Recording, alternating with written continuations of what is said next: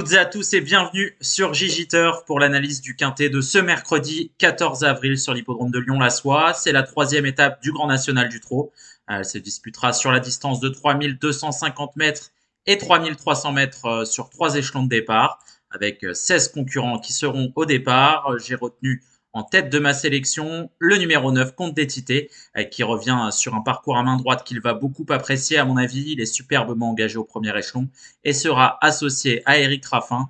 Je pense que c'est un favori tout indiqué. Il pourra compter sur la complicité du 6 Deganawida qui devrait rapidement occuper les avant-postes avec François Lecanu. Il a très bien tenu sa partie dans la première étape de ce GNT, c'était sur l'hippodrome de Reims. Cette fois sur un parcours à main droite, sur une longue distance qui va parfaitement lui convenir. Je pense qu'il est capable de jouer un tout premier rôle. Ensuite, j'ai retenu le numéro 10, c'est Diva du Granit. Elle a été préparée avec soin pour ce très bel engagement. Elle sera placée à la limite du recul et sera déférée des quatre pieds. Elle sera aussi associée à Tony Le Belair qui la connaît parfaitement bien. Elle est peut-être un tout petit peu moins bien corde à droite. Maintenant, je pense que c'est une concurrente incontournable à ce niveau-là. Tout comme l'aile numéro 15, Elvis du Vallon, un cheval qui vient de montrer sa forme, qui va certainement être avantagé par le train très soutenu sous l'impulsion de Deganawida et il est capable de ramasser beaucoup de monde pour finir. J'ai ensuite retenu le numéro 8, Favorite Flini, qui sera cette fois-ci ferré, contrairement à la dernière fois. Elle vient de très bien tenir sa partie sur l'hippodrome d'Angers face à Bugsy Malone et Echo de Champ-le-Cy, excusez du peu. Elle sera une nouvelle fois associée à Pierre Verva avec un parcours caché qu'elle apprécie.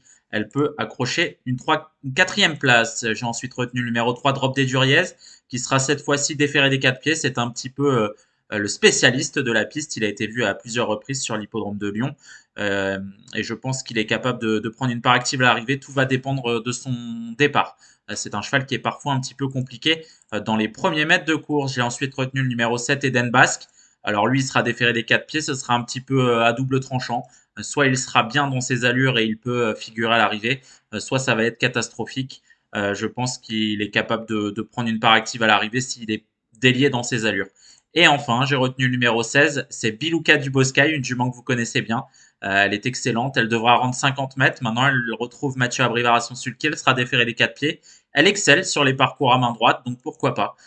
Si l'épreuve est très rythmée, elle est capable de finir vite et d'en ramasser plus d'un. Pour finir, je vais vous mettre le récapitulatif de mon pronostic. Le numéro 9, Comte d'Étité, le numéro 6, Deganawida, le 10, Diva du Granit et le 4, Elvis du Vallon. Je pense que ces quatre concurrents-là se détachent et devraient lutter pour la victoire.